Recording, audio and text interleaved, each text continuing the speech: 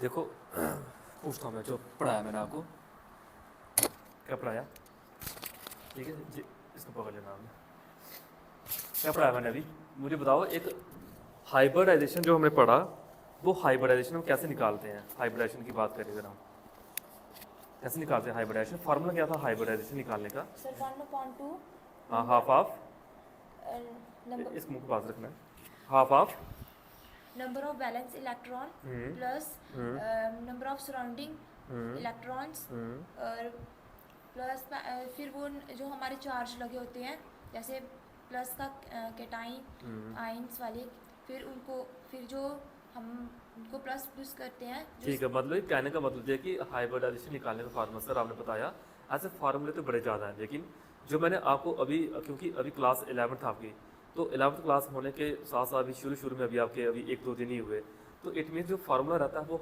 1/2 जो बताया अभी आपने, नंबर ऑफ बैलेंस इलेक्ट्रॉन, ठीक है, plus number of surrounded monovalent.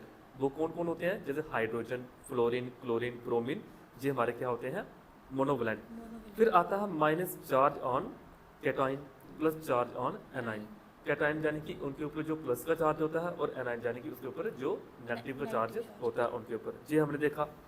फिर अब बात करें यहाँ पे आगे, जैसे हमने अभी देखा, हमने क्या देखा, जैसे मैं आपसे कोई क्वेश्चन है, जैसे ऐसे पूछा मैंने कि एक मीथेन की हाइब्रिडाइजेशन क्या आती है, मीथेन की हाइब्रिडाइजेशन, तो क्या आती है मीथेन की हाइब्रिडाइजेशन, जैसे ये लिखा मैंने CH4 की हाइब्रिडाइजेशन निकाली, तो क्या लिखूंगा मैं, कैसे निकालूंगा। सर 1/2 1/2 4 4 क्यों लिखा हमने, सर क्योंकि ये जो number of balance electron carbon के कितने होते हैं, सर 4 4 होते हैं, और प्लस सर 4 क्योंकि ये मोनोवैलेंट है, monovalent। यानी 4 + 4 8 आया, ये किसके बराबर है, ये 4। तो 4 हमारे पास आंसर आता है, तो हाइब्रिडाइजेशन क्या बताइए मैंने क्या होती है, सर 4s हाइब्रिडाइजेशन 4 की क्या होगी, 4s square 4s cube sp3 sp3 sp3 होती है। ये हाइब्रिडाइजेशन आपने पढ़ी, sp3 पढ़ा, sp3d पढ़ा, sp3d2 पढ़ा। लेकिन हम बात करें अगर, जैसे कि अगर मैं आपको थोड़ा घुमा के क्वेश्चन पूछूं, और मान लेते हैं कोई टाइप है हमारे पास, टाइप का नाम है AB4, कोई टाइप बन रही है, आपसे कोई पूछ ले कि इसमें ज्योमेट्री और शेप क्या बनेगी, AB4 टाइप की ज्योमेट्री और शेप क्या बनेगी, सर टेट्राहाइड्रल टेट्राहेड्रल बनेगी। चलो एक क्वेश्चन मैं और पूछूं, अगर AB4 लोन पेयर 2 दिए गए, यानी कि टाइप अगर AB4L2 है, तो तब हम क्या बोलेंगे, ज्योमेट्री क्या होगी और शेप क्या होगी, सर ज्योमेट्री होगी टेट्राहाइड्रल ही होगी। टेट्राहेड्रल ही होगी ज्योमेट्री, और शेप सर ट्राइगोनल शेप होगी हमारे पास, L2 की शेप हमारे पास होती है वेंट होती है, ट्राइगोनल नहीं होती हमारे पास, क्या होती है, वेंट। पढ़ा नहीं पढ़ा, वेंट, वेंट शेप होती है, वी शेप बोलते हैं इसको हम। ये आपने इलेक्ट्रॉन पेयर कैसे निकालते हैं, बॉन्ड पेयर, जैसे मैं बोलूँ कि नाइट्रोजन के बैलेंस इलेक्ट्रॉन कितने होते हैं, नाइट्रोजन के हाँ 5 5 होते हैं, शाबाश। कार्बन के 4, ऑक्सीजन के भी पूछ ले 6 होते हैं।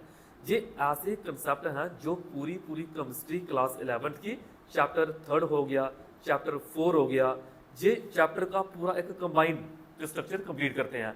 आने वाली जो केमिस्ट्री के चैप्टर हैं, जैसे आप बोलोगे सर और केमिस्ट्री के कितने चैप्टर हैं, जैसे उनमें क्या क्या यूज़ होगा, ये बेसिक चीज़ें ही यूज़ होगी उनमें। आपने पढ़ा आयनिक बॉन्ड पढ़ा, कोवलेंट बॉन्ड पढ़ा आपने, उनमें किस तरह से डुप्लेट बनता है, किस तरह से ऑक्टेट कंप्लीट होता है, देखा आपने, पढ़ा ना ऑक्टेट कि 8 इलेक्ट्रॉन से सर एक ऑक्टेट बनता है, पढ़ा था हमने।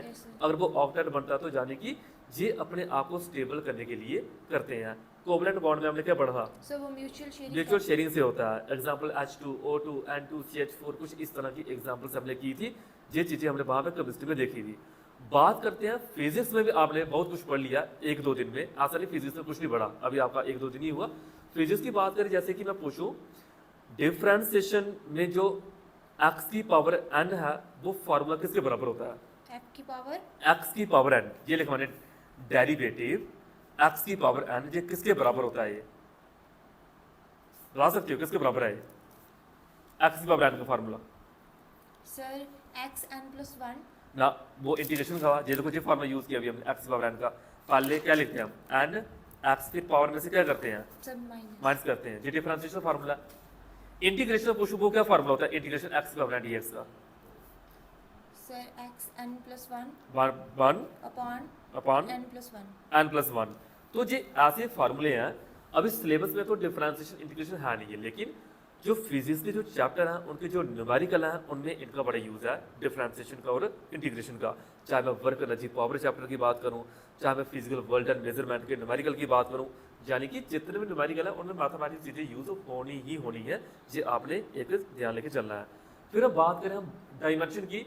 डायमेंशन में आपने बड़ा कुछ सीखा, ऐसी बात नहीं डायमेंशन में आपने कुछ नहीं सीखा। जैसे कि मैं बात करूं एक वेलोसिटी की डायमेंशन क्या होती है? वेलोसिटी की डायमेंशन होती है हाँ, velocity dimension L1 T -1। L1 T -1, शाबाश।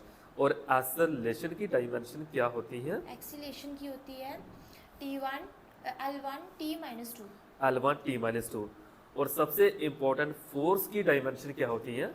M1 L1 T -2। M1 L1 T -2। उसके बाद हम बात करें आगे, जैसे कि आपने कुछ न्यूमेरिकल कल किए थे, करवाए थे मैंने। एक डाइन, D/N डाइन, डाइन क्या है? सर ये डाइन उसका एनर्जी का डाइन उसका जो डाइन फोर्स के सीजीएस यूनिट है। फोर्स का न्यूटन क्या है? सर उसका एसआई यूनिट। किसका? सर उसका फोर्स का। फोर्स का एसआई यूनिट न्यूटन होते हैं। आज मैं बोलूँ कि जूल किसके यूनिट है? जूल तो जूल एनर्जी का। एनर्जी के। इसके रिलेटेड आपने कल क्वेश्चन किए, कन्वर्ट कैसे करते हैं एनर्जी को जूल, ठीक है, 1 जूल को अर्ग में, जहाँ न्यूटन को डाइन में कैसे कन्वर्ट करते हैं, डाइन को न्यूटन में कैसे कन्वर्ट करते हैं। ये आपके बोर्ड लेवल पे बड़े ही इंपॉर्टेंट न्यूमेरिकल हैं जो पेपर वाले पूछते हैं। उसके बाद फोर्स की डायमेंशन नहीं आपने मेरे को, फोर्स की क्या डायमेंशन होती है? M1 L1 T -2। और लीनियर मोमेंटम का फार्मूला क्या होता है? मास multiply velocity. Mass into velocity, ठीक है, शाबाश। और इम्पल्स का फार्मूला क्या होता है? इम्पल्स का फार्मूला होता है force multiply time. Force into time होता है इम्पल्स का फार्मूला। इम्पल्स एक ऐसा है जो बताता हमें शॉर्ट टाइम के लिए जो फोर्स लगती है ना।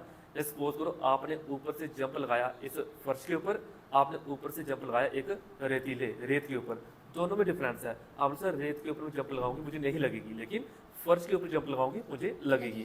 जो शॉर्ट टाइम के लिए फोर्स लगती है ना, यही क्या है? इम्पल्स है। जब सिलेबस आगे चलेगा फिर हम देखेंगे कि इसमें क्या क्या चीज़ें हैं, क्या क्या नहीं है। और आपको फिजिक्स का और क्या क्या पढ़ा हमने कि एक्यूरेसी कैसे चेक करते हैं। जैसे अभी मैंने आपको जे बताया आपको, ठीक है। मुझे बताओ एक आप equal G M1 M2 R square में जी क्या है? सर जी हाँ। Gravitational constant. इसकी कोई वैल्यू होती है? Yes sir. कितनी वैल्यू होती है? सर 6.6 मल्टीप्लाई 10 की पावर -11 हाँ, newton metre square, newton newton metre square KG inverse 2, ठीक है। आपको एक मैंने और बताया, एच को क्या बोलते हैं? एच को सर एच को फ्रीक्वेंसी। एच प्लैंक्स कांस्टेंट होता है, फ्रीक्वेंसी न्यू होती है। और एच की वैल्यू कितनी होती है? सर 6.6 इंटू 6.6 इंटू 10 की 10 -34 Newton joule second, joule joule second. Second, ठीक है। अब नहीं हो आप धीरे धीरे, जब 1 मंथ हो जाएगा, 2 मंथ हो जाएगा, 3 मंथ, ये चीज़ आपकी टिप्स से होंगी ऐसे ऐसे।